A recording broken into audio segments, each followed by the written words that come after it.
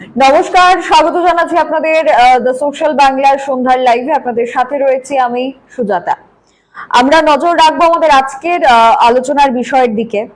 আপনারা জানেন যে ইতিমধ্যে একটা চমক দেখা গেছে, মন্ত্রিসভার সম্প্রসারণের একটা চমক দেখা গেছে, এবং এই মন্ত্রিসভা সম্প্রসারণের দায়িত্ব বা সম্প্রসারণ হবার পর কে দায়িত্ব পাবেন এটাও কিন্তু কিছুটা সামনে এসেছে।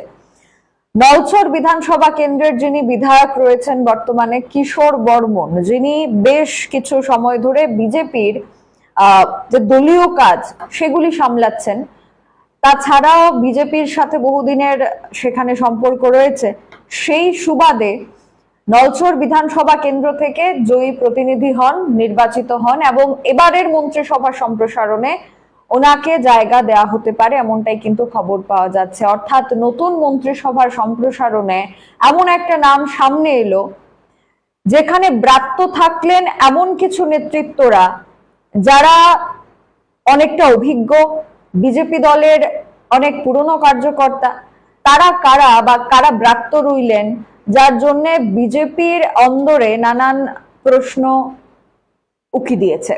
আমরা বিস্তারিতভাবে আলোচনা করব, এবং একদিকে যখন মন্ত্রিসভা সম্প্রসারণ নিয়ে আলোচনা হচ্ছে আর অন্যদিকে বেকারদের চিৎকার, বেকারদের আর্তনাদ দেখা যাচ্ছে।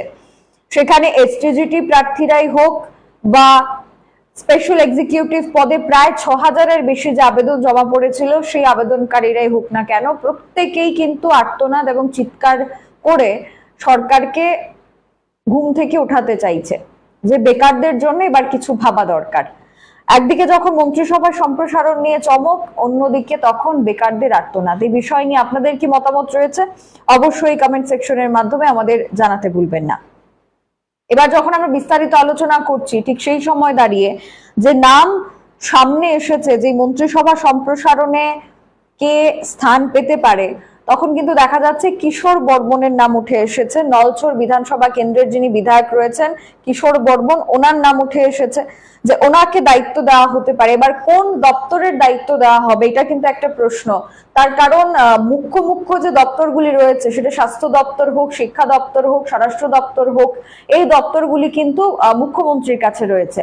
বাদবাকি দপ্তরের মধ্যে বিদ্যুৎ দপ্তর রতনলাল নাথের কাছে রয়েছে, অর্থ দপ্তর প্রণজিৎ সিংহ রায়ের কাছে রয়েছে, সুশান্ত চক্রবর্তীর হাতে সেখানে পর্যটন রয়েছে এবং পরিবহন রয়েছে। তো এইগুলিকে বাদ দিয়ে সেখানে কিন্তু এখন এই নতুন মন্ত্রিসভা সম্প্রসারণের কারণটা তাহলে কি মুখ্যমন্ত্রীর ওপর যে গুরুত্বপূর্ণ দপ্তরগুলির দায়িত্ব সেখানে রয়েছে, সেই দায়িত্বগুলি বন্টন করে দেওয়ার জন্য এই মন্ত্রিসভা সম্প্রসারণ করা হয়েছে। তার কারণ বিজেপি সরকারের বা 2018 সালের পর এটা প্রথমবারের মতো নয় যে প্রথমবারের মতো সেখানে কোনো বিজেপির পক্ষ থেকে মন্ত্রিসভা সম্প্রসারণ করা হচ্ছে, বা বিজেপির পক্ষ থেকে বা বর্তমান রাজ্য সরকারের পক্ষ থেকে নতুন কোনো মন্ত্রিসভার নাম হঠাৎ করে ঘোষণা করা হচ্ছে, তা কিন্তু নয়। এর আগে আপনারা জানেন যে মন্ত্রিসভা সম্প্রসারণেই অংশ পেয়েছিলেন 2023-এর বিধানসভা নির্বাচনের আগে সুশান্ত চৌধুরী। ঠিক সেই সময় দায়িত্ব পেয়েছিলেন আরো অনেকজন নেতৃত্বরা। তো ঠিক এই মন্ত্রিসভা সম্প্রসারণ বিষয়টা কিন্তু বিজেপির কাছে বা বিজেপি সরকারের কাছে নতুন কিছু নয়। এবার প্রশ্ন হচ্ছে যে কিশোর বর্মনকে দায়িত্ব দেওয়া হচ্ছে। এবার যে নামটা এখানে সামনে উঠে এসেছে, তিনি একজন অবশ্যই বিজেপির কার্যকর্তা, বিজেপির একজন জয়ী বিধায়ক, কিন্তু ব্রাত্য থাকলো অনেক নাম। এবার কি কি নাম ব্রাত্য থাকলো? রামপ্রসাদ পাল, যিনি বর্তমানে উপাধ্যক্ষের আসনে রয়েছেন, যিনি অধ্যক্ষের আসনে রয়েছেন বিশ্ববন্ধু সেন, সবচেয়ে বয়োজ্যেষ্ঠ বা সবচাইতে বয়স বেশি ওনার। তার পাশাপাশি সেখানে আরো বেশ কিছু নাম, যেখানে ভগবান দাস 2018 থেকে 23 পর্যন্ত তিনি মন্ত্রিসভার সদস্য ছিলেন, ওনাকে সেখানে রাখা হয়নি। 2023-এর পর ওনাকে স্থান দেওয়া হয়নি, নতুন করে সুধাংশু দাস সেখানে মন্ত্রিত্বের দায়িত্ব পেলেন। এই সব মিলিয়ে দেখা যাচ্ছে যে যারা ব্রাত্য রইলেন বা বিজেপির যারা অভিজ্ঞ কিংবা অভিজ্ঞ কার্যকর্তা বলে নিজেদেরকে দাবি করেন, বা যারা তৃণমূল স্তর থেকে বিজেপির হয়ে কাজ করছেন, তারা ব্রাত্য রইলেন। কিংবা যারা 2018 সালের আগে বিজেপিতে এসেছিলেন তারাও ব্রাত্য রইলেন, রামপ্রসাদ পাল কিংবা বিশ্ববন্ধু সেন তাদের মতো নেতৃত্বরা ব্রাত্য রইলেন, যারা অনেকটাই অভিজ্ঞ নেতৃত্ব তারা ব্রাত্য রইলেন। তো এক্ষেত্রে দাঁড়িয়ে কিশোর বর্মনের নাম ওঠাতে যুব সম্প্রদায়ের মধ্যে বা যুবকদের মধ্যে একটা উৎসাহ, সেখানে যদি আমরা তালিকা দেখি মন্ত্রিসভার, তাহলে বেশিরভাগ ক্ষেত্রেই কিন্তু সেখানে যুবকদেরকে বা যুবদেরকে বা মধ্যবয়স্ক যারা রয়েছে তাদেরকে প্রাধান্য দেওয়া হচ্ছে। এবার কোন দপ্তরের দায়িত্ব তিনি পেতে চলেছেন বা একজনের নাম কি সেখানে তাহলে আগামীকাল ঘোষণা করা হবে, নাকি মন্ত্রিসভার সম্প্রসারণ আরো হতে পারে, আরো মন্ত্রিসভার কোনো সম্প্রসারণে আরো কোনো নতুন চমক বা নতুন মুখ সেখানে সামনে উঠে আসতে পারে? এবং মন্ত্রিত্ব দেওয়ার পেছনে আমরা দেখতে পাই বিভিন্ন রাজনৈতিক উদ্দেশ্য কিংবা বিভিন্ন রাজনৈতিক কারণ বিভিন্ন সময় দেখানো হয়। এবার এই সময় দাঁড়িয়ে এই মন্ত্রিত্ব বন্টনের মূল কারণটা কি? তাহলে কি মুখ্যমন্ত্রীর কাঁধে যে গুরুত্বপূর্ণ দপ্তরগুলির ভার রয়েছে সেই গুরুত্বপূর্ণ দপ্তরগুলির ভার কিছুটা বন্টন করে দেওয়ার জন্য, সেটা শিক্ষা দপ্তর হোক, স্বাস্থ্য দপ্তর হোক কিংবা স্বরাষ্ট্র দপ্তর হোক, তিনটে গুরুত্বপূর্ণ দপ্তর এবং অগ্নি নির্বাপক এবং যে ইমার্জেন্সি সার্ভিস রয়েছে তার ভারও কিন্তু রয়েছে মুখ্যমন্ত্রীর কাঁধে। প্রায় 11 থেকে 12টি যে সেখানে দপ্তর রয়েছে তার দায়িত্ব মুখ্যমন্ত্রীর ওপর রয়েছে। তো সেক্ষেত্রে দাঁড়িয়ে কিন্তু এটা একটা চিন্তার বিষয় ছিল যে এই দপ্তরগুলির দায়িত্ব নিয়ে প্রশ্ন উঠছে, আধিকারিকরা দায়িত্ব পালন করছেন না কিংবা সাধারণ মানুষ ঠিকঠাক মতো পরিষেবা পাচ্ছেন না। তো এই পরিষেবা না পাওয়ার ক্ষেত্রে মানুষের মধ্যে কিন্তু নানান প্রশ্ন সৃষ্টি হয়েছে। তো এখন কি শিক্ষা দপ্তর বা স্বাস্থ্য দপ্তর বা স্বরাষ্ট্র দপ্তরের দায়িত্ব বন্টন করে দেওয়া হবে এবং যারা ব্রাত্য রইলেন তাদের পক্ষ থেকেও কি কোনো প্রতিক্রিয়া আসবে কিনা সেটাও দেখার। এবার দ্বিতীয় বিষয়টার দিকে চলে যাবো। একদিকে যখন রাজ্য সরকারের মন্ত্রিসভার সম্প্রসারণ চলছে, অন্যদিকে বেকাররা চিৎকার করছে, বেকাররা আর্তনাদ করছে। আজকের দুটি ঘটনা, যে দুটি ঘটনা পরস্পর একে অপরের সাথে জড়িয়ে আছে, গতকাল এবং আজকের দুটি ঘটনা এমন ভাবে বেকারদের বর্তমান ক্ষোভ সামনের দিকে তুলে ধরছে। প্রথমত দেখা যাচ্ছে যে স্পেশাল এক্সিকিউটিভ, স্বরাষ্ট্র দপ্তরের অন্তর্গত যে স্পেশাল এক্সিকিউটিভ পদে নিয়োগের কথা ছিল, সেই আবেদনপত্র জমা দেওয়ার শেষ তারিখ ছিল 2022-এর ডিসেম্বর,